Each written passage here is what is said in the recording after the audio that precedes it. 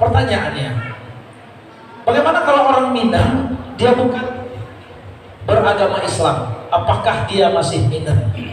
Menurut pendapat Bonda, itu pernah terjadi. Kalau Pak Mendana dake di Kampung Ambo di Lubuk Basuang, ada salah seorang termasuk cendekiawan, termasuk tokoh masyarakat suku Koto, yang menjadi ketua di non-muslim itulah di Sumatera Barat waktu itu di Padang. Dia paksa keponakannya untuk murtad. Dia paksakannya membawa gelar, kebetulan kawannya Bodhe Wisnu, membawa gelar sakonya.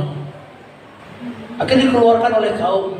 Ikut sampai sidang di pengadilan, yang di sisi pidananya karenanya memaksa keponakannya murtad, dihukumnya. Tapi dalam sisi keperdataan adat ada, kalau tidak salah Gebo Minang yang menuntunnya, karena di belakang pakai nama suku Koto, tidak salah namanya. Itu bahasa apa ya Pak? Akhirnya pengadilan memutuskan yang tidak berhak membawa suku Koto tadi.